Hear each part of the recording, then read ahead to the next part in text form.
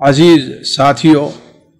اور پیاری بہنوں، السلام علیکم ورحمۃ اللہ وبرکاتہ۔ امام ابن الجوزی رحمہ اللہ کی کتاب احکام النساء کو سامنے رکھ کر کے زیادہ تر باتیں اس میں سے اور کچھ باتیں اپنی طرف سے اضافہ کے طور پر اور کچھ باتوں کی شرح اور وضاحت کے طور پر، یہ ہمارا آپ کا سلسلہ جو چل رہا تھا اس سلسلے کی آج 15ویں کڑی ہے۔ پچھلی مجلس ہماری اور آپ کی اس سلسلے میں تھی کہ شوہر کی اطاعت کا فائدہ کیا ہے، اس کی حق تلفی کے نقصانات کیا ہیں، اور اس سے متعلقہ بہت سی چیزیں ہمارے سامنے آئی تھیں، جن میں سے کچھ ایک ازدواجی زندگی ہماری آپ کی کیسی خوشگوار رہے، میاں بیوی کے تعلق سے متعلق جو اللہ تعالیٰ ارشاد فرماتا ہے وَجَعَلَ بَيْنَكُمْ مَوَدَّةً وَرَحْمَةً، تمہارے درمیان ایک تعلق تو یہ ہے کہ اللہ تعالیٰ نے جو اپنی طرف رکھا ہے کہ ایک دوسرے کی محبت دل میں ہوتی ہے، میاں کی محبت اس کی بیوی کے دل میں، بیوی کی محبت اس کے میاں کے دل میں، اور دوسری چیز ایک دوسرے کے دل میں خاص طور پر یہ عمر کے آخری حصے میں جو ایک دوسرے کے لیے رحمت کا جذبہ جو رہتا ہے، تو یہ دو جذبے جو میاں بیوی کی زندگی کو خوشگوار بنانے میں بڑا اہم رول اور کردار ادا کرتے ہیں۔ اس کے لیے امام الجوزی رحمہ اللہ نے کچھ اصول ہمارے اور آپ کے سامنے رکھے تھے، جن میں سے چند اصول کا ذکر پچھلی مجلس میں ہوا۔ انہی اصولوں میں سے ایک اصول کے طور پر امام الجوزی رحمہ اللہ یہ بات بھی ذکر کرتے ہیں کہ اولاً عورت اگر اپنے شوہر کے مال سے چاہے تو وہ کیا چیز لے سکتی ہے، حالانکہ اس کی ایک قسم کی تفصیل پیچھے گزر چکی ہے ابتدائی مجلسوں میں، اور دوسری چیز یہ ہے کہ شوہر کی طرف سے عورت کو جو کچھ بھی ملتا ہے، عورت کو اس بارے میں ناشکری کا رویہ نہیں رکھنا چاہیے۔ چنانچہ امام الجوزی رحمہ اللہ نے سب سے پہلے باب یہ قائم کیا کہ شوہر کے مال سے عورت کے لیے کیا لینا جائز ہے۔ اس سلسلے میں حضرت سعد بن ابی وقاص رضی اللہ تعالیٰ کی ایک روایت سنن ابو داؤد، مسند بزار وغیرہ کے حوالے سے نقل کی ہے کہ جب اللہ کے رسول صلی اللہ علیہ وسلم نے عورتوں سے بیعت لی، آپ صلی اللہ علیہ وسلم عورتوں اور مردوں سے الگ الگ بیعت لیا کرتے تھے، مردوں سے مصافحہ کر کے اور عورتوں سے صرف زبانی بیعت لیا کرتے تھے۔ تو ایک قد آور عورت کھڑی ہوئی، گویا کہ وہ قبیلے مدر سے تھی، اس نے کہا اے اللہ کے رسول صلی اللہ علیہ وسلم، ہم تو اپنے باپ، بیٹوں اور شوہروں پر بوجھ ہیں، یعنی ہمارا اپنا کچھ نہیں رہتا، ہمارا خرچ سارا کچھ کون اٹھاتے ہیں؟ ہمارے باپ اٹھاتے ہیں، ہمارے شوہر اٹھاتے ہیں، ہمارے بیٹے اٹھاتے ہیں،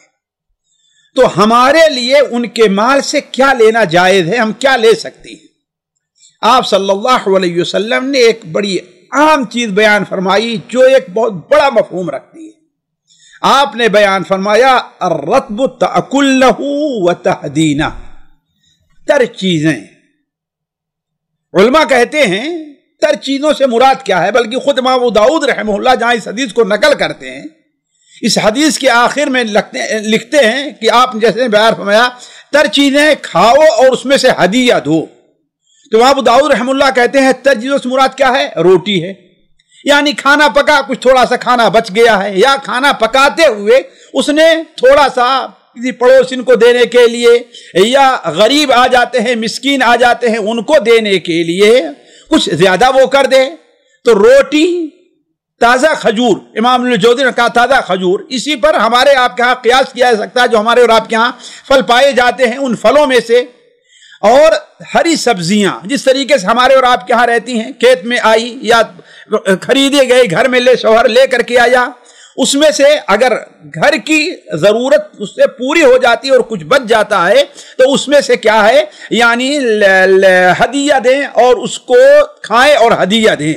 تو معلوم یہ ہوا اس حدیث سے بالکل واضح طور پر کہ وہ چیزیں جو گھر میں ایک عام ہوتی ہیں، اولاً اگر اس کو باقی رکھا جائے تو اس کے خراب ہو جانے کا ڈر ہے، دوسرے وہ عام گھروں میں پائی جاتی ہیں اور اس کا دینا لینا اس سلسلے میں کوئی انسان کوئی قباحت نہیں محسوس کرتا کہ اگر بیوی دے دے شوہر اس پر کچھ قباحت محسوس کرے، لیکن شرط یہی ہے کہ فساد مچانے اور گڑبڑی پیدا کرنے کی نیت نہ ہو۔ تو یہ ساری چیزیں گویا عورت شوہر کی اجازت کے بغیر بھی خرچ کر سکتی ہے۔ ایک دوسری حدیث ہے جو صحیح بخاری اور مسلم کے حوالے سے حضرت عائشہ رضی اللہ تعالی عنہا سے نقل کی ہے امام الجوزی نے، اور اس حدیث کا ذکر پیچھے آ بھی چکا ہے کہ جب آپ صلی اللہ علیہ وسلم فتح مکہ کے موقع پر آپ تشریف اور بیٹھے، آپ مکہ کے لوگ مرد اور عورت آ کر کے مسلمان ہوتے آپ کے ہاتھ پر اور بیعت کرتے، تو انہی میں حضرت ہند بنت عتبہ رضی اللہ تعالی عنہا تھیں جو اس سے پہلے آپ کی سخت دشمنوں میں سے تھیں۔ وہ حاضر ہوتی ہیں اور کہتی ہیں، اے اللہ کے رسول صلی اللہ علیہ وسلم، آج سے پہلے کوئی ایسا گھرانہ نہیں تھا جس کا ذلیل ہونا میرے نزدیک سب سے پسند نہ ہو، آپ کے گھرانے سے آپ کا گھرانہ، آپ کا گھر ذلیل ہونا میرے نزدیک سب سے پسند تھا، لیکن آج صورتحال یہ ہے کہ کوئی ایسا گھر روئے زمین پر نہیں ہے جس کا عزت والا ہونا، جس کا معزز ہونا میرے نزدیک آپ کے گھر کی عزت زا محبوب ہو۔ آپ صلی اللہ علیہ وسلم نے فرمایا کہ اللہ کی قسم یہی کیفیت میری بھی ہے، یا اس کے اندر جس راستے پر تم چلی ہو اور مزید اضافہ بھی ہوگا۔ اس کے بعد آپ صلی اللہ علیہ وسلم سے انہوں نے کہا، اے اللہ کے رسول صلی اللہ علیہ وسلم، ابو سفیان پیسہ پکڑنے والے شخص ہیں، یعنی جیسا خرچ کرنا چاہیے میرے اوپر اور بچوں پر خرچ نہیں کرتے، تو کیا میرے لیے کوئی گناہ ہے اگر ان کی اجازت کے بغیر ان کے مال سے ان کے بچوں پر خرچ کروں؟ نبی صلی اللہ علیہ وسلم نے ارشاد فرمایا کہ اگر تو بھلائی اور دستور کے مطابق خرچ کرتی ہے، بھلائی اور دستور کے مطابق، بھلائی یعنی تیرا مقصد نقصان کرنا نہیں ہے، فضول خرچی نہیں ہے، اور دستور کے مطابق یعنی اس ماحول میں جہاں ہے کھانے اور پینے کا جو دستور ہے اس کے مطابق خرچ کرتی ہے تو کوئی گناہ نہیں، اس کی اجازت ہے۔ اس سلسلے میں امام الجوزی رحمہ اللہ نے بڑی واضح بات لکھی کہ فیصلہ کن بات یہ ہے کہ اگر شوہر بیوی اور اس کے بچوں کا واجبی خرچ دے رہا ہے تو بیوی کے لیے یہ جائز نہیں ہے اس کے مال سے اس کی اجازت کے بغیر کچھ لے، الا کہ وہ عرت، جیسے کہ آپ نے بیان فرمایا ہے۔ ہاں اگر یہ معلوم ہو کہ شوہر اس لینے کو پسند نہیں، ناپسند نہیں کرے گا، یعنی اسے کوئی فرق نہیں پڑے گا، ٹھیک ہے اس نے لا کے تمہارے پاس رکھا ہے، کھاؤ، لوگوں کو دو، مجھے کوئی فرق نہیں پڑتا۔ اسی طرح اگر شوہر کے مال سے صدقہ کرتی ہے اور جانتی ہے کہ شوہر کو کوئی اعتراض نہ ہوگا تو یہ بھی جائز ہے، جیسا کہ اس کی تفصیل ہم نے آج سے کئی مجلس سے پہلے ہم نے تفصیل رکھ دی ہے۔ البتہ اگر یہ جانتی ہے کہ شوہر اس کو پسند نہیں کرے گا تو اس کے لیے شوہر کے مال سے لینا یا صدقہ کرنا جائز نہیں ہوگا۔ ہاں اگر خرچ میں کمی کرتا ہے اور پورا خرچ نہیں دیتا تو اپنے خرچ کے برابر لے سکتی ہے۔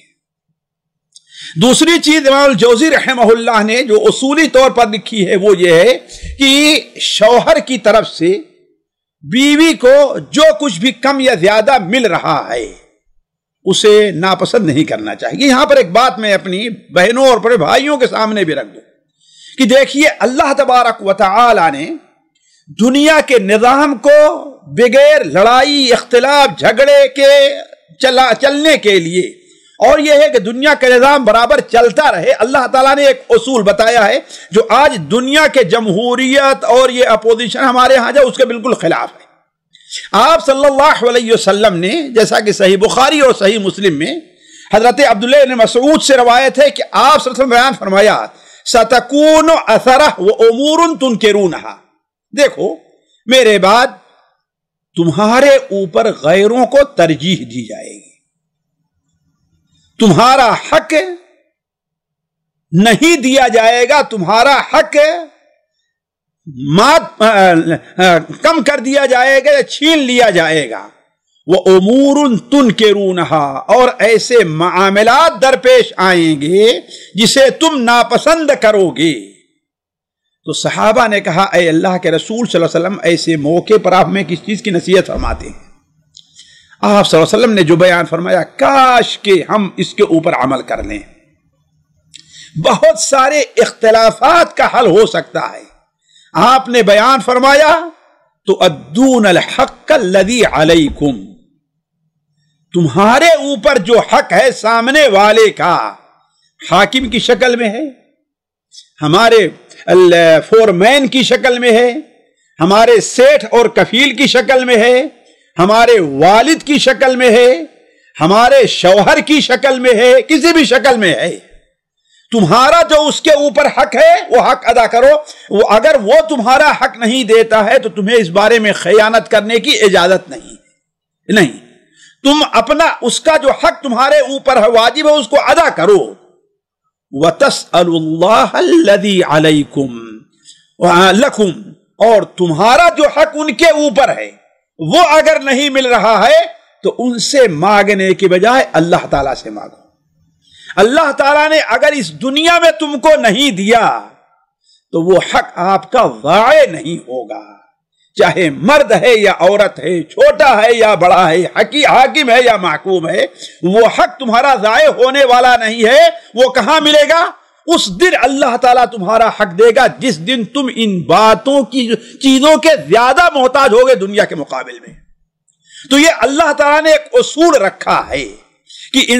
ہر انسان اپنی ذمہ داری محسوس کرے کہ اسے کیا کرنا ہے، دوسرا اس کے ساتھ کیا کر رہا ہے اسے اس کی فکر نہیں ہونی چاہیے جتنی فکر اس کی ہو کہ اس کے اوپر کیا حق ہے. آج صورتحال ہمارا یہ ہے کہ ہم اپنا حق تو مکمل طور پر ادا نہیں کرنا چاہتے اور دوسرے سے چاہتے ہیں کہ وہ ہمارا پورا حق دے دے. اس کی ایک حضرت سی مثال میں دوں کہ ہم آپ سامنے جا رہے ہیں، راستے میں ایک آدمی آ رہا ہے، ہم دونوں راستہ چل رہے ہیں، دونوں کا حق بنتا ہے کہ ایک دوسرے سے سلام کریں. لیکن اگر ہم تھوڑے سے پیسے والے ہیں یا ہماری تھوڑی سی عمر زیادہ ہے یا کچھ بھی ہے تو ہم سوچیں گے کہ وہ سلام کرے ہم سلام نہ کریں، حالانکہ ہمارا بھی حق بنتا ہے.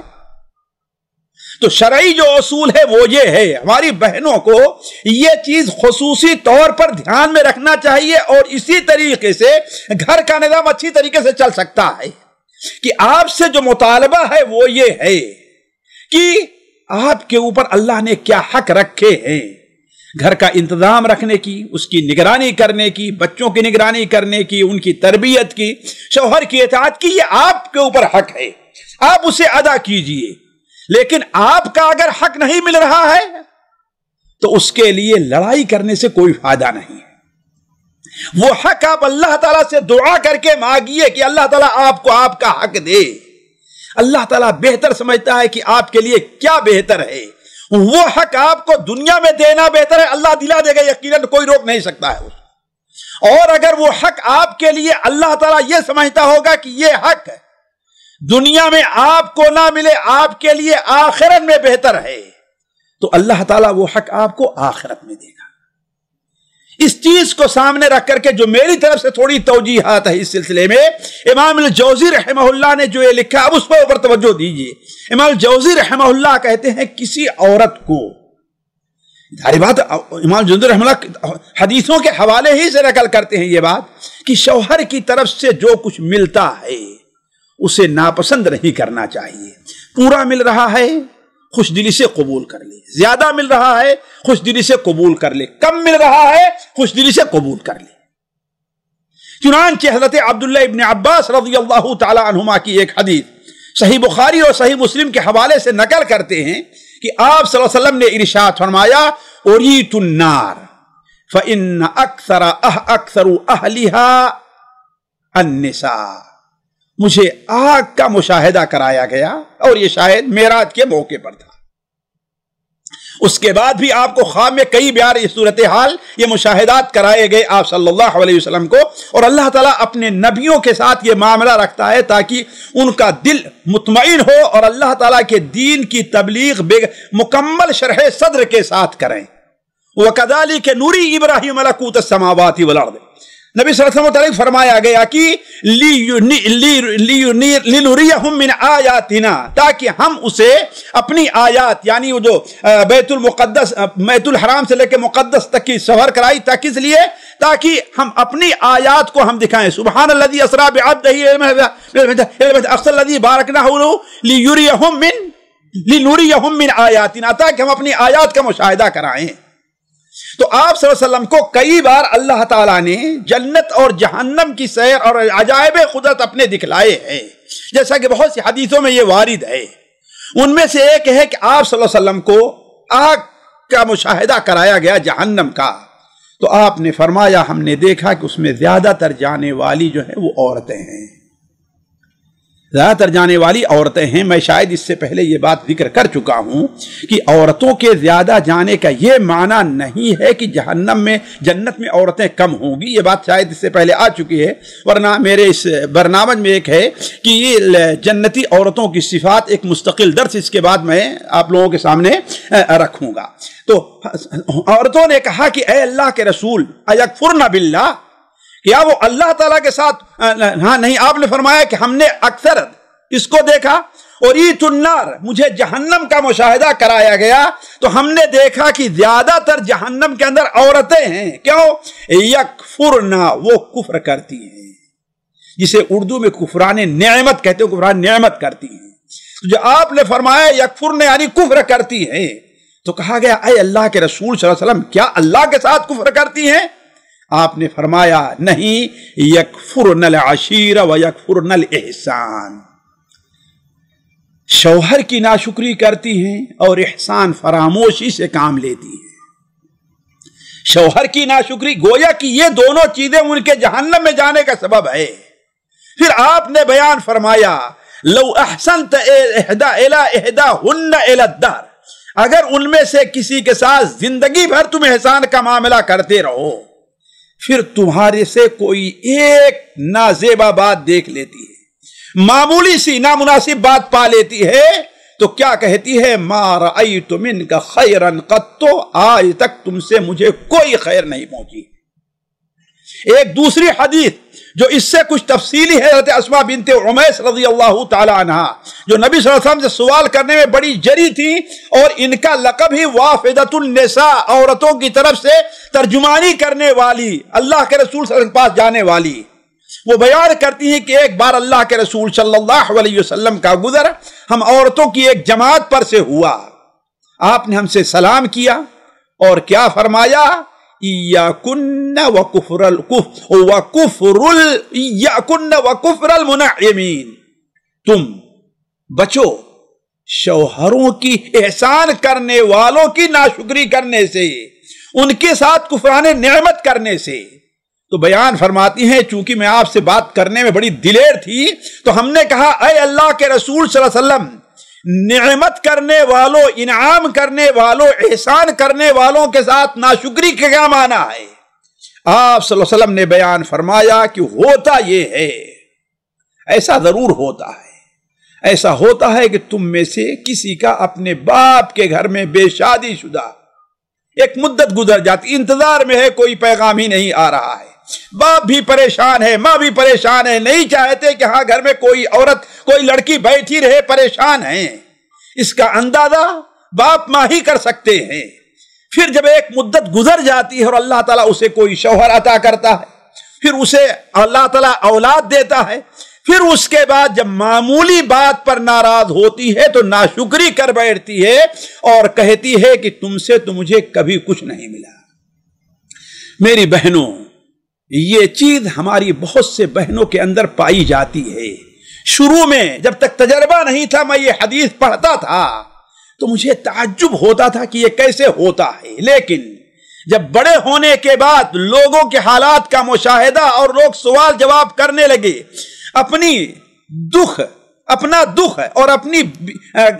اپنا درد جب بیان کرنے لگے، تو لگا کہ بہت سے گھروں کے اندر یہ ہوتا ہے کہ جب شوہر بوڑھا ہو جاتا ہے، اب اس کی کمائی کم رہ جاتی ہے، اب وہ کما نہیں سکتا، اس کی جوانی ختم ہو گئی، اسے چوس لیا گیا، بچے ہو گئے، بچے تھوڑا سا کما کر کے دینے لگے تو محترمہ کا سارا رجحان بچوں کی طرف ہوتا ہے اور شوہر کو کنارے کر دیا جاتا ہے۔ گھر میں کیا کرنا چاہتی ہیں آپ؟ کیا ہے؟ کوئی مشورہ شوہر سے نہیں کرنا ہے۔ وہ بیچارہ اپنے گھر میں اپنے بچوں میں رہ کر کے بھی ایک کمرے کے اندر اجنبیت کی زندگی بسر کرتا ہے۔ نہ محترمہ کو اس طرف توجہ ہوتی ہے اور نہ بچے یہ کہتے ہیں کہ ہمارے باپ ہیں، ہم ان سے ذرا مشورہ تو کر لیں۔ کتنے ایسے شوہروں نے اپنا درد بیان کیا ہے میرے بہنوں، تو آپ ان کے اندر نہ ان میں شامل نہ ہوں۔ یہی چیز ہے آپ نے کیا بیان فرمایا کہ جب ان کی شادی ہو گئی اللہ نے اولاد عطا فرما دی، تو اب کیا ہے؟ معمولی سی بات پر کہ آپ نے کیا کیا ہے؟ اللہ کے بندی ساری زندگی کما کر کے اس نے کس کو دیا؟ کس پر خرچ کیا؟ تمہارے اوپر، تمہارے بچوں ہی پر تو خرچ کیا ہے نا، تمہارے ہاتھ میں تو لیتا رہا ہے نا۔ اس نے کہیں الگ سے کوئی گھر تو نہیں بنایا، کوئی بلڈنگ تو نہیں بنائی نا، جو کچھ ہے تمہارے ہی سامنے تو ہے، اور پھر بھی تو کہتی ہے کہ تم نے کیا کیا ہے بچوں کے لیے؟ کیا کیا؟ آخر اس نے اپنے لیے کیا بنایا ہے؟ اپنے لیے تو تجھے اور اپنے بچوں کو بنایا، اور آج وہی اس کے خلاف ہو جا رہے ہیں، نعوذ باللہ من ذالک۔ تو امام الجوزی رحمہ اللہ نے اس چیز کو جان بوجھ کر کے یہاں پر ذکر کیا کہ عورتیں سمجھیں، بلکہ یہاں پر بیان کرتے ہیں حسن بصری رحمہ اللہ نے فرمایا اگر عورت اپنے شوہر سے یہ کہتی ہے کہ میں نے تجھ سے کبھی کوئی خیر نہیں دیکھی،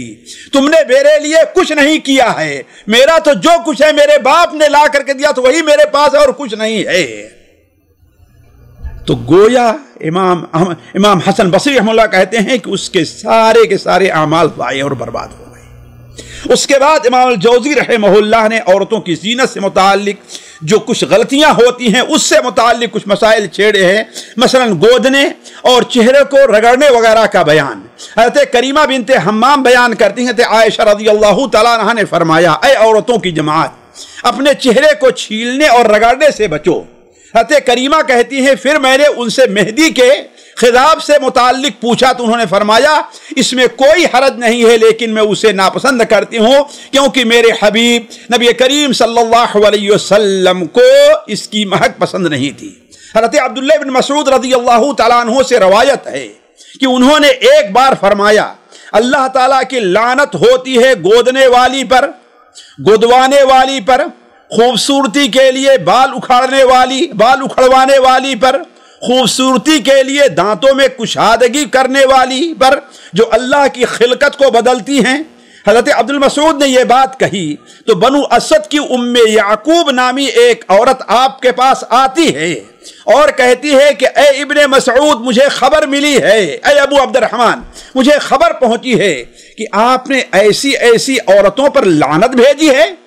حضرت ابن مسعود نے فرمایا میں کسی ایسی عورت پر لعنت کیوں نہ بھیجوں جس پر اللہ کے رسول صلی اللہ علیہ وسلم نے لعنت بھیجی ہے اور اس کا ذکر قرآن میں بھی ہے۔ اس عورت نے کہا میں نے تو پورا قرآن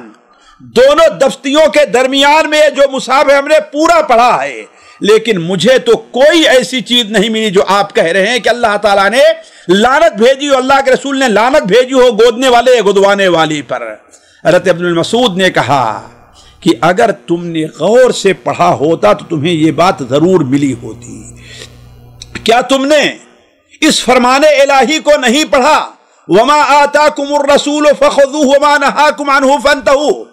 جو کچھ رسول تم کو دیں اسے لے لو اور جس چیز سے منع کر دیں اس سے رک جاؤ۔ اس نے کہا یہ آیت تو ہم نے پڑھا ہے۔ حضرت عبد المسعود نے فرمایا کہ آپ صلی اللہ علیہ وسلم نے ان تمام کام کرنے والوں اور ان کے مرتکبین پر لعنت بھیجی ہے۔ اس عورت نے کہا میں سمجھتی ہوں کہ آپ کے گھر والے بھی بعض یہ کام کرتے ہیں، اس لیے کہ بعض عورتیں جو ہے سوال کرنے میں بڑی دلیر اور اپنے سامنے والے کو اس پر مات کرنا چاہتی ہیں، جیسا کہ آج ہم میڈیا کے اندر دیکھ رہے ہیں کہ عورتیں کس طریقے سے دلیری سے اپنی باتوں کو اوپر کرنا چاہتی ہیں۔ تو حضرت عبد المسعود نے بیان فرمایا کہ جا کر کے دیکھو ہمارے گھر میں کچھ دکھائی دیتا ہے۔ چنانچہ وہ گھر گئی، گھر سے اندر آتی ہے، کہا کچھ دکھائی دیا؟ کہا نہیں کچھ نہیں دکھائی دیا۔ کہا کہ اگر ہمارے گھر میں یہ ان میں سے کوئی چیز ہوتی تو وہ میری بیوی کی حیثیت سے میرے اس گھر کے اندر میرے ساتھ نہیں رہ سکتی۔ ایک آگے حدیث سنن ابو داؤد کے حضرت عبداللہ عباس رضی اللہ تعالی عنہما سے ہے کہ اس عورت پر لعنت کی گئی ہے جو بال جوڑے اور جڑوائے، اور اس عورت پر جو چہرے کے بال اکھیڑے اور اکھڑوائے، اور اس عورت پر جو جسم کو گودے اور گدوائے بغیر کسی بیماری کے۔ میں چاہوں گا کہ ہمارے بھائی ان حدیثوں کے الفاظ کے اوپر غور کریں۔ 3 حدیثیں ہم نے نقل کی ہیں، ان حدیثوں کا ظاہر یہ بتلاتا ہے کہ یہ سارے کام مطلقاً حرام ہیں۔ یعنی جیسا کہ میں ابھی بتاتا ہوں، پہلا کام کیا ہے؟ چہرے کو رگڑنا اور مسلنا، اور یہاں تک کہ اس کی جلد اتر جائے یا اس کا رنگ دوسرا بن جائے، جس طریقے سے بعض عورتیں بعض زعفران ہے یا وغیرہ ہے اس طریقے سے رنگتی ہیں کہ ان کا دوسرا رنگ بن جایا کرتا ہے، یا اسی طریقے سے جو ہے گودنے گدوانے والا جو معاملہ ہے، تو مطلقاً حرام ہے۔ حضرت عبداللہ بن مسعود نے عموم ہی پر محمول کیا ہے، کیونکہ ان حالات میں بغیر کسی شرعی عذر کے اللہ کی خلقت میں اولاً تبدیلی کرنا ہے، اللہ کی خلقت میں تبدیلی کرنا ہے، اور دوسرے اس میں تدلیس اور دھوکے سے کام لینا ہے۔ پلاسٹک سرجری کر کے 60 سال کی عورت 30 سال کی لگے، یہ دھوکہ ہی تو ہے نا۔ 80 سال کی عورت 50 سال 55 سال کی لگے، یہ تو دھوکہ ہی ہے نا۔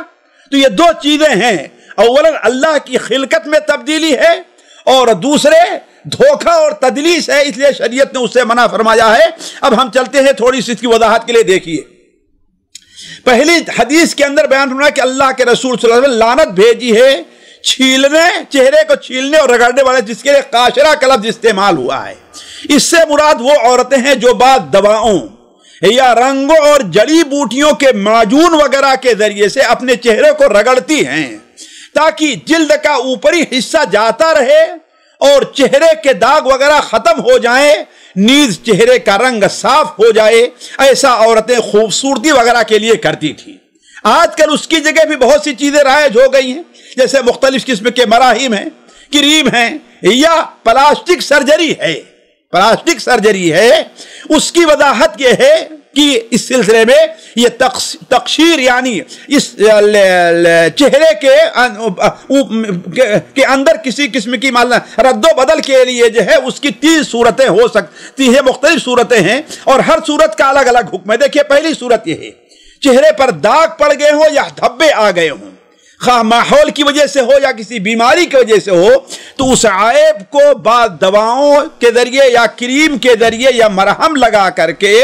اس کو دور کرنا، اس میں کوئی حرج نہیں ہے۔ اور اگر کوئی عورت اپنے شوہر کے لیے ایسا کرتی ہے تو یہ ایک مستحسن فعل بعض علماء کے نزدیک ہے۔ پہلی بات سمجھیں، یعنی کسی بیماری کی وجہ سے، چوٹ لگنے کی وجہ سے، یا ماحول کی وجہ سے، الرجی کا وہاں پر ماحول ہے، اس کی وجہ سے اگر چہرے کے اوپر کچھ دھبے آ جائیں، کچھ چوٹ لگی اور گڑھے ہو گئے، تو ایسی چیزوں کا دور کرنا یہ شریعت کے نظر میں جائز ہے، اس میں کوئی حرج نہیں ہے۔ اس لیے کہ دیکھیے ہم نے حضرت عبداللہ مسعود کی جو حدیث سے پہلے رکھی ہے، گدوائے اور بغیر کسی بیماری کے، اس لیے ہم نے وہ حدیث امام ابن الجوزی کی نقل کی ہوئی ہم نے رکھی ہے آپ کے سامنے۔ دوسری صورت یہ ہے کہ پیدائشی طور پر یا کسی حادثے کی وجہ سے چہرے میں کوئی عیب پیدا ہو گیا ہے، جیسے بڑا زخم لگ گیا ہے، ہونٹ کٹ گیا ہے، ناک کٹ گئی ہے، تو آپریشن اور سرجری وغیرہ کے ذریعے سے اس کو درست کیا جا سکتا ہے۔ بلکہ یہ تو صرف چہرہ نہیں، جس میں کے اندر کہیں بھی عیب پیدا ہو جائے تو کیا جا سکتا ہے۔ حضرت عبد الرحمن ابن طرفہ، سنن ابو داؤد، سنن ترمذی وغیرہ میں حدیث ہے، وہ بیان کرتے ہیں میرے والد اور فجہ ابن اسعد، یہ زمانے جاہلیت میں یہ جنگ کلاب، ایک بہت بڑی لڑائی زمانے جاہلیت 2 قبیلوں کے اندر ہوئی تھی، تو اس لڑائی میں وہ شریک تھے اور ان کی ناک کٹ گئی تھی، تو انہوں نے اس کی جگہ چاندی کی ناک بنوا لی تھی، تو جس میں بدبو پیدا ہو گئی، انفیکشن جس کو آج کے ماحول میں کہتے ہیں، آج کے اصطلاح میں، تو نبی کریم سے انہیں حکم دیا کہ وہ سونے کی ناک لگوا لیں۔ تو گویا معلوم یہ ہوا ایسا کوئی عیب پیدا ہو جائے تو اس کا علاج کیا جا سکتا ہے، جیسے حضرت عباس کی حدیث سے پہلے گزری ہے۔ اسی طریقے سے تیسری صورت یہ ہوتی ہے کہ عمر کے تقاضے سے چہرے پر جھریاں آ جائیں، لیکن جو پہلے ہم نے صورت ذکر کی ہے اس کے اندر دو شرطیں پائی جانی چاہیے. اولا تو ہے کہ علاج کا طریقہ جو ہو وہ جائز طریقہ ہو، جائز طریقہ ہو، اور دوسرا یہ ہے کہ جن چیزوں کے ذریعے سے علاج کیا جا رہا ہے وہ جائز ہوں، اور تیسری شرط یہ ہے کہ اس کی وجہ سے انسان کے جسم کو کوئی بڑا ضرر لاحق نہیں ہو رہا ہے. یہ تین چیزیں پائی جائیں گی تو پہلی دونوں صورتیں جائز ہوں گی. تیسری صورت یہ ہے کہ عمر کے تقاضے سے چہرے پر جھریاں آ گئی ہیں یا پیدائشی طور پر کسی کو خوبصورتی کم ملی ہے، جیسے ناک چپٹی ہے، چہرہ لمبا ہو گیا ہے، آنکھیں چھوٹی ہیں، یا بڑھاپے کی وجہ سے چہرے کی جلد لٹک گئی ہے، یا عورتوں کی پستان وغیرہ ڈھیلی پڑ گئی ہے. تو اب ان صورتحال میں پلاسٹک سرجری وغیرہ یا اس قسم کے جدید علاجات کے ذریعے سے ان چیزوں سے چھیڑخانی کرنا جائز نہیں ہے، بلکہ یہی وہ عمل ہے جس پر لعنت بھیجی گئی ہے. اس سلسلے میں ایک حدیث میں آپ کے سامنے رکھتا ہوں جو مسند احمد کے اندر حضرت شرید ابن سوید الثقفی رضی اللہ تعالیٰ عنہ سے ہے کہ ایک بار اللہ کے رسول صلی اللہ علیہ وسلم کسی شخص کو دور سے دیکھا. بعض روایات میں ہے کہ یہی حضرت شرید بن سوید رضی اللہ تعالیٰ عنہ ہی ہیں کہ وہ اپنے تہبند کو اپنے ٹخنے سے نیچے لٹکا کر کے چل رہے ہیں. آپ ان کی طرف بڑھے اور ان سے فرمایا ارفع ازارک واتق اللہ، اپنے تہبند کو اونچے کرو اور اللہ تعالیٰ سے ڈرو، یہ جائز نہیں ہے. جبکہ آج یہ وبا ہمارے اندر عام ہو گئی، سے عیب سمجھا ہی نہیں جاتا. آپ نے کیا بیان فرمایا؟ ارفع ازارک واتق اللہ، اپنے تہبند کو اوپر کرو، اللہ تعالیٰ سے ڈرو. اس شخص نے عرض کیا اے اللہ کے رسول صلی اللہ علیہ وسلم میرے سامنے ایک مجبوری ہے. کہا وہ کیا؟ کہا اصل میں میری پڈلیاں تھوڑی سی ٹیڑھی ہیں جس کی وجہ ہم چلنے لگتے ہیں تو میرے دونوں یہ جو ٹخنے ہیں یہ آپس میں لڑتے ہیں اور اس طریقے سے لوگوں کے سامنے ذرا مجھے اچھا نہیں لگتا. تو آپ صلی اللہ علیہ وسلم نے ارشاد فرمایا ارفع ازارک فإن كل خلق اللہ عز وجل حسن. اللہ تعالیٰ نے جس کو جس حال میں پیدا کیا ہے، یعنی کہنے کا مطلب یہ ہے کہ خلقت کے اندر کسی طرح سے کوئی کمی ہو، کسی کی ناک چھوٹی ہے، کسی کی آنکھیں چھوٹی ہیں، ناک چپٹی ہے، ناک کو کھڑی کرنا ہے، کسی عورت کے پستان نہیں ہے وہ اس کو سرجری کر کے بڑا، یہ ساری چیزیں ایسی ہیں جو شرعی طور پر جائز نہیں ہے، اور جو حدیثیں اس سلسلے میں ذکر کی گئی ہیں وہ اسی کے اوپر فٹ ہوتی ہیں. دوسری چیز ہے کیا؟ بال نوچنے اور اکھڑوانے والی عورت پر آپ نے لعنت بھیجی ہے. دیکھیں قدیم زمانے سے خصوصاً عورتوں اور بے دین عورتوں میں یہ طریقہ چلا آ رہا ہے کہ وہ اپنے چہرے اور خاص کر بھاؤں کے بالوں کو اکھاڑتی رہی ہیں اور ان کا مقصد خوبصورتی ظاہر کرنا ہے. اس عمل پر حدیثوں میں لعنت بھیجی گئی ہے اور قابل لعنت عمل بتایا گیا ہے. دیکھیے حدیثوں میں لفظ آیا ہے نمس کا، النامسہ والمتنمسہ. نمس ہوا کرتا ہے کہ موچنی سے جیسے لوہے کی ہوا کرتی تھی اس سے بالوں کو نوچنا، بالوں کو نوچنا یہ اصل نمس ہے. خصوصاً چہرے کے بال یا ابرو کے بال، یہ جسے بھاؤں کہا جاتا ہے. بعض علماء نے تو پورے جسم کے بال کو اس پر داخل کیا ہے، جیسے علامہ البانی رحمہ اللہ وغیرہ ہے، ورنہ یہ چیز حالانکہ یہ چیز محل نظر ہے لیکن ایک علماء کا قول ہے. اس لیے عام طور پر علماء سے امام داؤد وغیرہ ہیں وہ کیا صرف چہرے کے بال کو پر اس کو محمول کرتے ہیں. لیکن یہ بات واضح ہے کہ حدیث میں صرف نوچنے کا لفظ آیا ہے، صرف معاملہ نوچنے تک محدود نہیں ہے، بلکہ اگر کوئی اپنے ابرو اور چہرے کے بال خوبصورتی کے لیے موڑتی بھی ہے، نوچتی نہیں ہے، چھیلتی ہے، تو وہ بھی اسی حکم میں ہوگا، کیونکہ علت ایک ہے، یعنی ان بالوں کو ختم کرنا اور خوبصورتی کو ظاہر کرنا، اللہ تعالیٰ کی تخلیق میں تبدیلی کرنا. اسی طرح آج کل جو نیا طریقہ ایجاد ہوا ہے کہ پورے بھاؤں کو جلد کے رنگ سے رنگ دیا جاتا ہے، ایسا محسوس ہوتا ہے کہ یہاں پر بھاؤں ہے ہی نہیں، اور پھر الگ رنگ سے، بھاؤں کے رنگ سے ایک باریک سے لکیر اس کے اوپر بنائی جاتی ہے. حالانکہ اس میں نہ نوچا گیا ہے نہ موڑا گیا ہے، لیکن چونکہ اصل مقصد وہ ہے لہذا یہ چیز بھی ناجائز ہے. اور بسا اوقات یہ ہوتا ہے کہ بھاؤں کے اوپر کا حصہ اور نیچے کا حصہ اسے اس رنگ سے رنگ دیا تھا جو جلد کا رنگ ہے، اور درمیان میں چھوٹا سا باریک سا ایک خط چھوڑا جاتا ہے، تو علماء کہتے ہیں کہ یہ سارا کا سارا معاملہ کیا ہے، اسی حکم کے اندر آئے گا۔ البتہ ہاں ایک بات اور ہے، جیسا کہ سوال آیا بھی ہے بسا اوقات کہ یہ جو درمیان کے جو بال ہوتے ہیں، ان بالوں کو بھی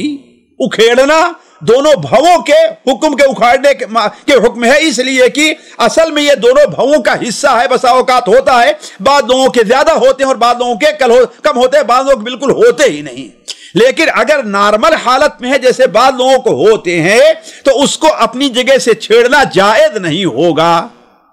البتہ اگر اتنے زیادہ بال ہو جائیں بھووں میں کہ آنکھ کے اوپر آ رہے ہیں اور اس سے تکلیف ہوتی ہے دیکھنے میں، یا بہت بھونڈا لگ رہا ہے، یا چہرے کے اوپر بال آ جاتے ہیں جو عام رومے جو ہوتے ہیں رونگٹے ان سے الگ کیفیت ہوتی ہے، یا بعض عورتوں کے مونچھ پر ایسے بال نظر آتے ہیں جو کہ یقیناً اس کی نسوانیت اور خوبصورتی کے خلاف ہیں، یا بعض عورتوں کو جیسے داڑھی آ جاتی ہے، تو ایسے بالوں کا دور کرنا جائز، بلکہ بعض علماء مستحب رکھتے ہیں۔ کیوں؟ اس لیے کہ یہ اصل اللہ کی تخلیق کے خلاف ہے، جس پر اللہ کی تخلیق اصل اللہ نے عورتوں کو رکھا ہے۔ یہ شاذ اور نادر ایسی جو صورتیں ہیں ان کو گویا کہ بطور علاج کے الا من عذر جیسا کہا گیا اس کے اندر یہ چیزیں داخل ہیں۔ اسی طریقے سے ساتھیوں اس سلسلے میں وہ جو ناک وہ دانتوں کو جو ہے دانتوں کو رگڑنے والی پھر آپ نے لعنت بھیجی ہے، تو اس سے مراد کیا ہے؟ اصل میں ہوتا یہ تھا کہ بعض علاقوں میں عورتوں کے دانت میں اگر فاصلہ اسے خوبصورت سمجھا جاتا تھا، خاص طور پر بڑی عورتیں جب ہو جاتی تھیں 35 سال 40 سال اس سے اوپر، تو وہ لوگوں میں خوبصورت دکھنے کے لیے ایسا کرتی تھی۔ آپ صلی اللہ علیہ وسلم نے اس سے منع فرمایا اور اسے اللہ تبارک و تعالیٰ کی تخلیق کے اندر تبدیلی قرار دیا۔ لیکن اگر کوئی دانت اور دانتوں کے مقابلے میں بہت بڑا ہے جو باعث تکلیف یا بدصورتی کے سبب بنا ہے، تو یہ علاج ہوگا، اس کا علاج کیا جا سکتا ہے، جیسا کہ حضرت عبداللہ مسعود نے بھی ایک حدیث میں ہے کہ چہرے کے بال نوچنے، دانتوں کو ریتنے والی، بالوں کو جوڑنے والی اور گدوانے والی الا یہ کہ بطور علاج کے ہو۔ اسی طریقے سے اس حدیث سے یہ بھی معلوم ہوتا ہے کہ مذکورہ باتوں سے ممانعت حسن و جمال میں مزید اضافے اور اللہ کی تخلیق میں تغییر کے طور پر ہے، البتہ اگر علاج کے طور پر ہو تو اس کی کوئی ممانعت نہیں ہے۔ یہاں پر ایک مسئلہ اور ہوتا ہے جو بہت زیادہ سوال ہوتا ہے اور عورتوں سے متعلق ہے کہ بالوں کو جوڑنے اور جڑوانے والی پر بھی آپ نے لعنت بھیجی ہے۔ ابو سعید مقبوری ایک تابعی ہیں، وہ بیان کرتے ہیں، کہتے ہیں معاویہ رضی اللہ تعالی عنہ کو میں نے منبر پر فرماتے سنا، اس وقت ان کے ہاتھ میں بالوں کا ایک گچھا تھا اور لوگوں سے کہا، لوگوں تمہاری عورتوں کو کیا ہو گیا ہے کہ اسے اپنے سروں پر لگاتی ہیں، حالانکہ اللہ کے رسول صلی اللہ علیہ وسلم کو ہم نے فرماتے سنا ہے کہ جو عورت بھی اپنے بال میں کسی دوسرے عورت کے بال کو جوڑتی ہے تو یہ زور میں یعنی جھوٹ بولنے میں داخل ہے، اور زور جو ہے کیا ہے، وہ حرام ہے۔ ایک اور حدیث جو صحیح بخاری اور مسلم میں حضرت عوف ابن عبد الرحمن ابن عوف رضی اللہ عنہ ہے کہ حضرت امیر معاویہ رضی اللہ تعالیٰ عنہ نے حج کیا اور جب مدینہ تشریف لے آئے تو منبر پر تشریف لے گئے، اپنے ایک خادم سے بالوں کا ایک گچھا لیا اور فرمایا، یا اہل المدینہ کی این علماؤکم۔ اس سے معلوم یہ ہوا کہ امیر معاویہ رضی اللہ تعالی عنہ کے بارے میں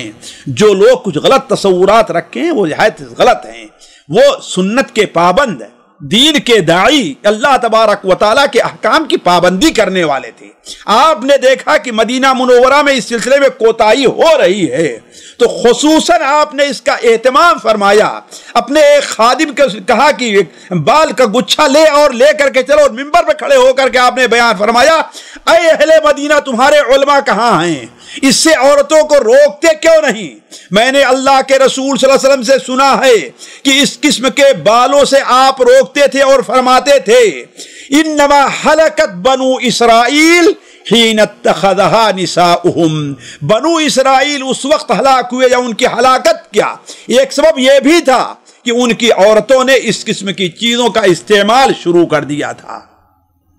حضرت عائشہ رضی اللہ تعالیٰ عنہ کے پاس ایک عورت آتی ہے اور پوچھتی ہے کہ میری بیٹی کے بال جھڑ گئے ہیں، اس کی شادی ہے اور اس وقت اس کے بال اتنے چھوٹے ہیں کہ کنگھی کے لائق، چوٹی کے لائق نہیں ہیں، کیا ہم اس کے سر پر کوئی اور بال رکھ سکتے ہیں تاکہ وہ خوبصورت لگے؟ مائی عائشہ رضی اللہ عنہ جواب دیا کہ یہی سوال اللہ کے رسول صلی اللہ علیہ وسلم کسی عورت نے کیا تھا تو میں نے سنا آپ فرما رہے تھے کہ لعن اللہ الواصلۃ والمستوصلہ، بال جوڑنے والی اور جڑوانے والی دونوں پر اللہ کی لعنت ہو۔ اسی طریقے سے اسماء بنت ابی بکر رضی اللہ تعالی عنہا سے روایت ہے، صحیح بخاری اور مسلم کی یہ بھی روایت ہے کہ ایک عورت نبی صلی اللہ علیہ وسلم سے سوال کرتی ہے کہ میری بیٹی کو بیماری لاحق ہوئی جس کی وجہ سے اس کے بال گر گئے ہیں، ہم نے اس کی شادی کر دی ہے اور اس کا شوہر زور دے رہا ہے کہ اس کے بالوں میں کوئی اور بال لگایا جائے، تو کیا میں اس کے بالوں میں جوڑ لگا دوں؟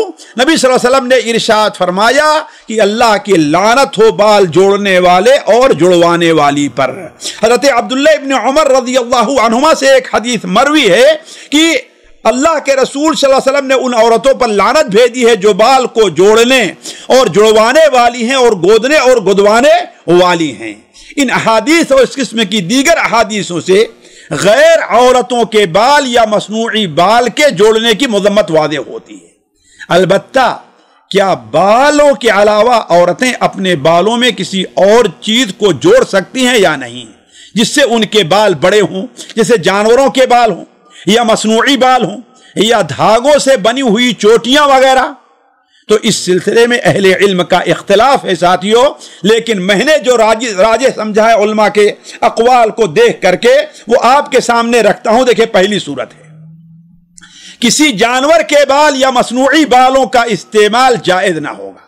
کیونکہ جو علت انسانی بال کے جوڑنے پائی جا رہی وہ علت یہاں پر پائی جا رہی، یعنی بال نہیں ہے اور اس سے بڑے ظاہر و دھوکہ ہو رہا ہے۔ دوسری چیز، اگر کسی عورت کے سرے سے بال ہی نہیں ہیں یا کسی بیماری کی وجہ سے اس کے سارے بال ایسے گر گئے ہیں کہ اب دوبارہ آنے کی امید نہیں ہے تو وہ اس حکم سے مستثنا مانی جائے گی اور اس کے لیے وگ کا استعمال وغیرہ کا استعمال جائز ہوگا۔ ذرا غور کریں گے، اگر کسی عورت کے سر میں سرے سے بال ہی نہیں ہیں یا کسی بیماری کی وجہ سے اس کے سارے بال جھڑ گئے ہیں اور اب دوبارہ بال آنے کی امید نہیں ہے تو یہ گویا علاج ہے۔ اصل چیز ہے کہ عورت کے سر میں بال رہے، چاہے چھوٹا رہے یا زیادہ رہے۔ اور آپ سے جو سوال کیا گیا تھا ان عورت جس کے سر میں بال تھے، اسی لیے اس عورت نے کہا کہ بال اب اتنے نہیں کہ ان میں چوٹی باندھی جائے، اس کو کنگھی کی جائے، تو آپ نے اس کی اجازت نہیں دی۔ لیکن اگر سرے سے بال ہی نہیں ہے تو گویا یہ علاج ہوگا۔ تیسری چیز، ایسے دھاگوں سے بنی چوٹیاں جسے منہ باپ کہتے ہیں لگانا جو بالوں کے رنگ کی ہوں اور ان سے بالوں کا لمبا ہونا ظاہر اور ہو، وہ بھی ممنوع ہے، وہ بھی ممنوع ہے۔ حالانکہ بعض تابعین وغیرہ نے اور امام حنبل رحمہ اللہ نے اس کی اجازت دی ہے، لیکن چونکہ اس سے بال بڑے ہو رہے ہیں اور وہی دھوکہ بازی، لہذا وہ چیز ممنوع ہے۔ لیکن اب ہم اس کے کہیں کہ اس لعنت کے حکم میں آئے گا، ظاہر بات میں یہ نہیں کہتا، بلکہ مجھے یاد ہے کہ شاید شیخ ابن باز نے اسے مشتبہات میں قرار دیا ہے، لیکن منع کیا ہے، احتیاط ہے کہ نہیں ہونا چاہیے۔ لیکن کپڑے کی پٹیاں جسے ربن وغیرہ کہتے ہیں، اس سے بالوں کو جمع کر کے باندھنا یا چوٹی بنا کر کے باندھنا، اس میں کوئی حرج نہیں ہے اور اس میں کا اختلاف نہیں ہے۔ آگے ایک مسئلہ ہے مہندی اور خضاب لگانا عورتوں کے لیے، اس کا کیا حکم ہے؟ حضرت عائشہ رضی اللہ تعالی عنہا سے روایت ہے کہ ایک عورت نے پردے کے پیچھے سے رسول اللہ صلی اللہ علیہ وسلم طرف اشارہ کیا، اس کے ہاتھ میں ایک خط تھا جو آپ کو دینا چاہتی تھی۔ رسول اللہ صلی اللہ علیہ وسلم نے اپنا ہاتھ کھینچ لیا اور فرمایا ما ادری اید رجل ام ید امرأة، پتہ نہیں یہ عورت کا ہاتھ ہے یا مرد کا ہاتھ ہے۔ اس نے کہا نہیں اے اللہ کے رسول صلی اللہ علیہ وسلم، یہ عورت کا ہاتھ ہے۔ آپ نے فرمایا لو کنت امرأة لغیرت اظفارکی، یعنی بالحنہ، اگر تو عورت ہوتی تو اپنے ناخون کو تو اس کا رنگ بدل لیے ہوتی، اس میں خداب لگائے یعنی اس میں مہندی لگا لی ہوتی۔ اس بارے میں متعدد حدیثیں وارد ہیں ساتھیوں، لیکن ہر ایک کی سند میں ضعیف ہے، اس لیے ان کا ذکر ہم نے یہاں پر نہیں کیا۔ البتہ جہاں تک ہاتھوں اور پیروں اور ناخنوں میں مہندی لگانے کا تعلق ہے، یہ عورتوں کے لیے اچھی اور مستحسن چیز ہے، بلکہ صحابیات حتیٰ کہ ازواج مطہرات سے یہ ثابت ہے۔ حضرت معاذہ عدویہ ایک صحابیہ ہیں، وہ بیان کرتی ہیں کہ ایک عورت ام المؤمنین حضرت عائشہ رضی اللہ تعالیٰ عنہا سے سوال کرتی ہے، کیا حیض والی عورت خضاب یعنی مہندی لگا سکتی ہے؟ المؤمنین نے جواب دیا، ام المؤمنین نے، کہ ہم نبی صلی اللہ علیہ وسلم پاس ہوتی اور خضاب لگا لیتی تھیں، آپ ہمیں منع نہیں کرتے تھے۔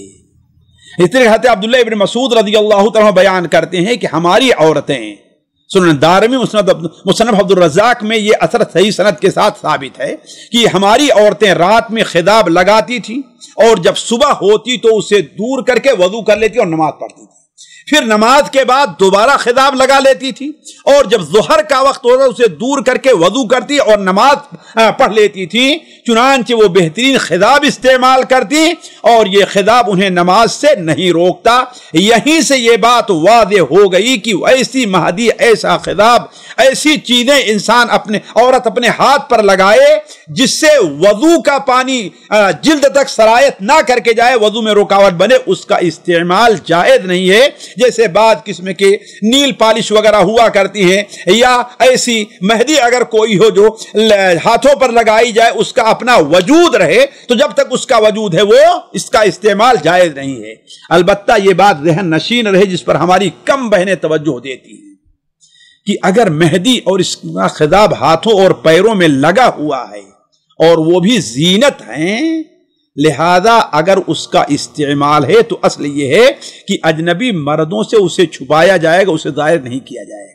یعنی اگر کوئی عورت ایسی ہے جو پورا چہرہ ڈھکتی ہے لیکن ہاتھوں کو کھولتی ہے، البتہ ہاتھوں کے اندر خوب مہندی لگائی ہوئی ہے، تو سفر میں جانا، بازار جانا، یہ اس کے لیے جانا جائز نہیں ہوگا۔ آگے ایک نیا عنوان امام الجوزی رحمہ اللہ نے قائم کیا ہے کہ حمل اور زچگی کا اجر۔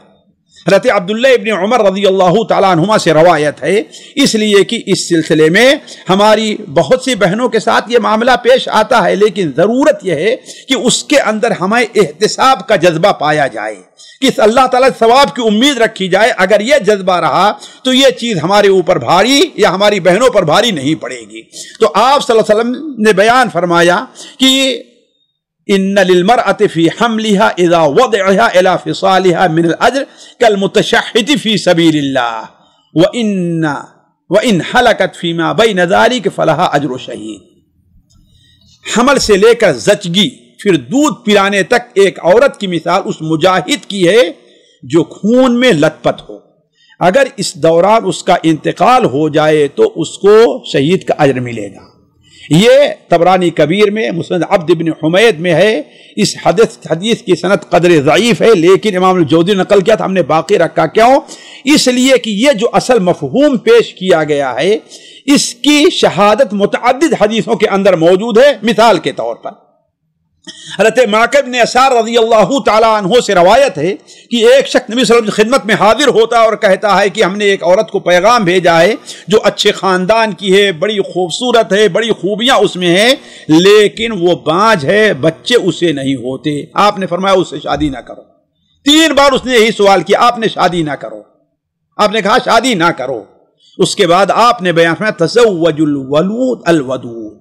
ایسی عورت سے شادی کرو جو بچے جننے والی ہے اور محبت کرنے والی ہے۔ تو گویا بچے جننا اصل یہ عورت کی صفت ہے، اور اس کے اوپر اسے اجر اللہ تعالیٰ نے بہت زیادہ رکھا ہے۔ مثال کے طور پر سنن ماجہ حضرت معاذ بن جبل کی روایت ہے کہ اللہ کے رسول نے ارشاد فرمایا، اس ذات کی قسم جس کے ہاتھ میں میری جان ہے، نہ تمام بچہ اپنی ماں کی آنول کھینچ کر کے اسے جنت ملے جائے گا، شرط یہ ہے کہ وہ عورت صبر سے کام لے۔ گویا اگر کسی عورت کو حمل ہو، پیٹ میں بچہ اگر مردہ پیدا مر بھی جائے، تو اللہ تبارک و تعالی اس کے لیے گویا جنت مقرر کر دے رہا ہے۔ اور اس سے آگے بڑھ کر کے حضرت عبادہ ابن صامت رضی اللہ تعالیٰ عنہ سے روایت ہے کہ نبی صلی اللہ علیہ وسلم نے ارشاد فرمایا تم لوگ شہید کسے سمجھتے ہو؟ صحابہ نے کہا اللہ کی راہ میں قتل ہونے والا شہید ہے۔ آپ نے فرمایا تب تو میری امت کے شہیدوں کی تعداد بہت کم ہے۔ یاد رکھو اللہ کی راہ میں قتل ہونے والا شہید ہے، طاعون کی بیماری سے مرنے والا شہید ہے، پیٹ کی بیماری میں سے مرنے والا شہید ہے، حالت حمل میں مرنے والی عورت بھی شہید ہے۔ دیکھ کتنا بڑا اجر ہے۔ اسی طریقے سے ایک اور حدیث سنن ابو داؤد، سنن نسائی، سنن ماجہ میں حضرت جابر بن عتیق رضی اللہ تعالیٰ عنہ سے مروی ہے کہ اللہ کے رسول صلی اللہ علیہ وسلم نے ارشاد فرمایا اللہ تعالیٰ کی راہ میں قتل کے علاوہ بھی شہادت کے 7 اسباب ہیں۔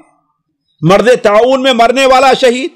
پانی میں ڈوب کر کے مرنے والا شہید، ذات الجنب بیماری جو ایک پہلو میں لگتی تھی اس سے میں مرنے والا شہید، پیٹ کی بیماری جیسے حیضہ وغیرہ ہوتا ہے اس میں مرنے والا شہید، آگ سے جل کر کے مرنے والا شہید، کسی دیوار کے ملبے میں دب کر مرنے والا شہید، اور درد ذہ کی تکلیف میں مرنے والی عورت بھی شہید ہے۔ درد ذہ کی تکلیف میں مرنے والی عورت بھی شہید ہے۔ تو ہماری بہنوں کو اس چیز کو سامنے رکھنا چاہیے کہ اور ثواب کی امید رکھنی چاہیے کہ اللہ تعالیٰ نے حمل میں دودھ پلانے اور زچگی وغیرہ کا اللہ نے کتنا بڑا اجر رکھا ہے۔ اس کے بعد امام الجوزی رحمہ اللہ کہتے ہیں کہ اللہ تعالیٰ نے اولاد کی تربیت پر کتنا بڑا اجر رکھا ہے۔ ظاہر بات جو بچہ عورت بچہ جنے گی اسے اپنی اولاد کی تربیت بھی کرنی ہوگی۔ پہلے تو بیان کیا کہ لڑکوں کی تربیت پر اجر ہے، اور یہ شاید اس لیے ذکر کیا ہے تاکہ یہ بتائیں کہ لڑکیوں اور لڑکوں کی تربیت میں کیا فرق ہے۔ حضرت امام باہلی رضی اللہ تعالیٰ عنہ سے روایت ہے کہ نبی کریم صلی اللہ علیہ وسلم نے ارشاد فرمایا 4 تجری علیہم اجورہم بعد الموت، 4 قسم کے لوگ ایسے ہیں کہ موت کے بعد بھی ان کے اجر کا سلسلہ ان کے نامہ اعمال میں لکھا جاتا رہتا ہے۔ کون ہیں 4 قسم کے لوگ؟ اللہ کی راہ میں پہرا دیتے ہوئے جو انسان مر جائے، جس نے کوئی علم سکھایا اس کی تعلیم پر جو عمل کرتا رہے گا قیامت تک اس پر اس کو اجر ملے گا، جس نے کوئی صدقے جاریہ کیا تو وہ صدقہ جب تک جاری رہے گا اس پر امر ملتا رہے گا، اور ایک شخص نے مرد ہو یا عورت اس نے کوئی نیک لڑکا چھوڑا، گویا اس کی تربیت کی، اس کو اچھا بنایا، نیک بنایا تو چھوڑا جو اس کے لیے دعائیں کرتا رہے گا۔ اس سے معلوم یہ ہوا کہ نیک اولاد کی دعا قبولیت کے زیادہ قریب ہے عام اور برے اولاد کی دعا کی۔ کیوں؟ اولاً تو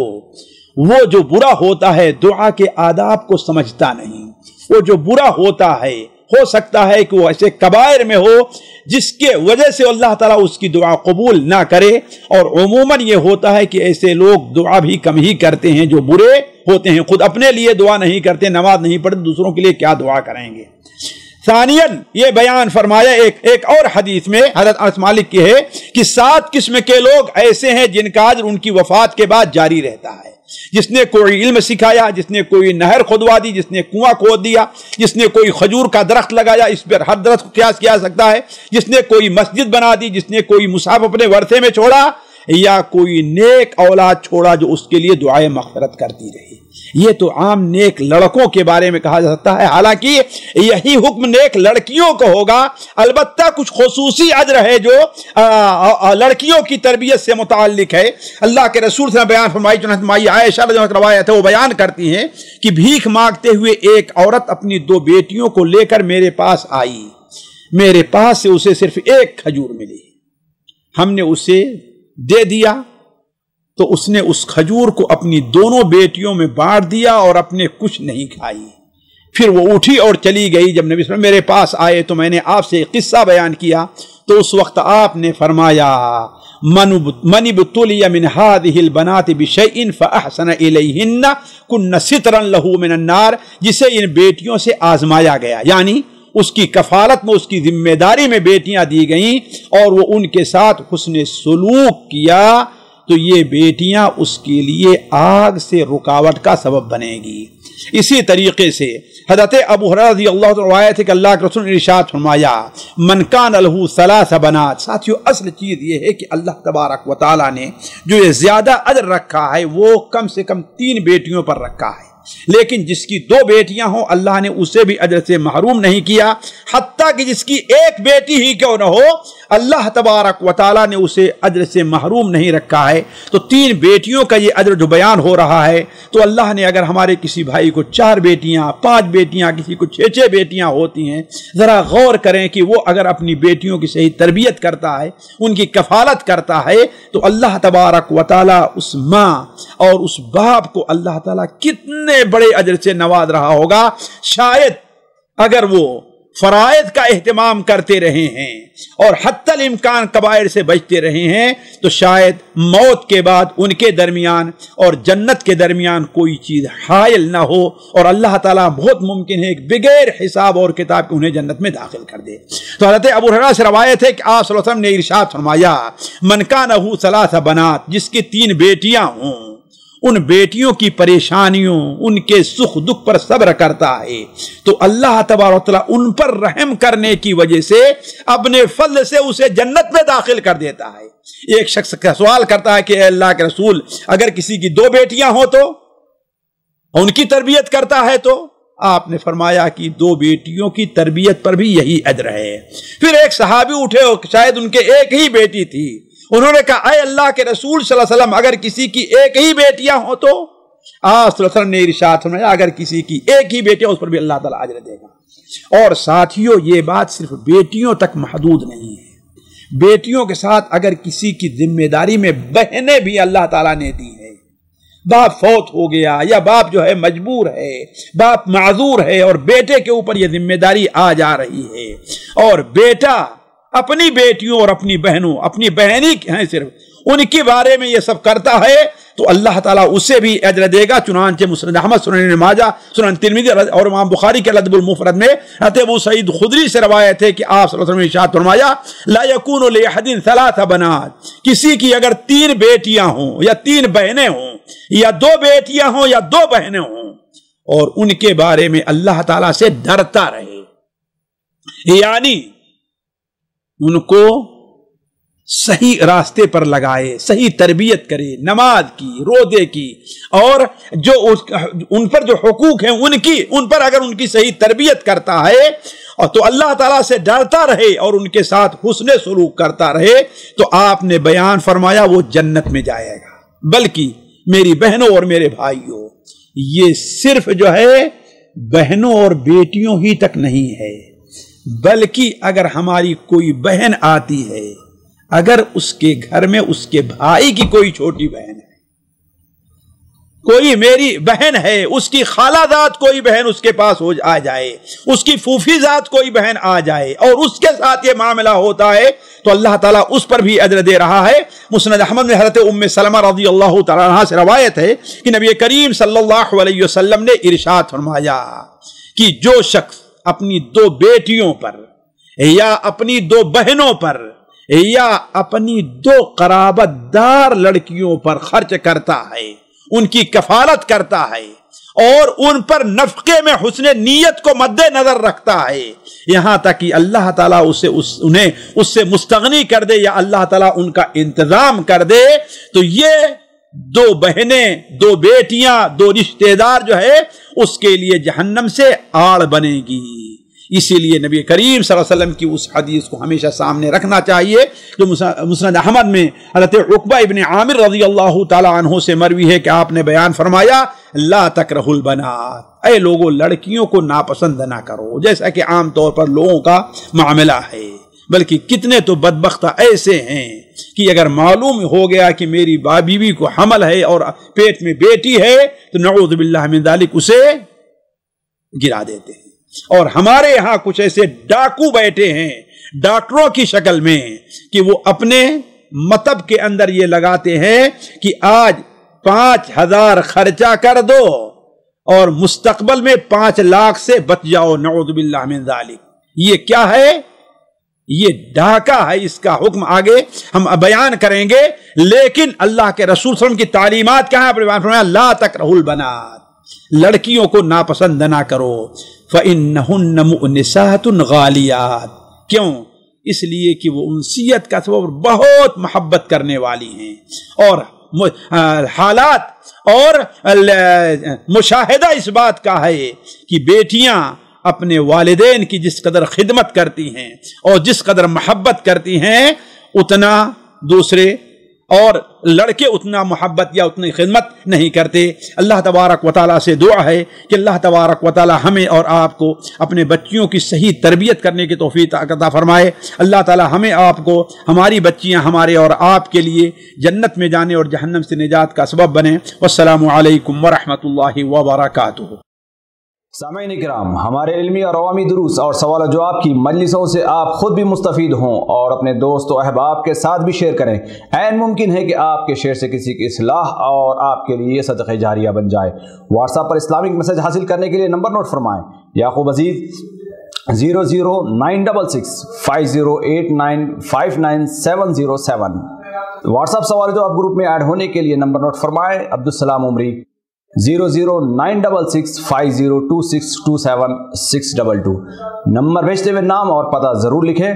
اسی طرح ہمارے یوٹیوب چینل اسلامی دعویٰ کو ضرور سبسکرائب کریں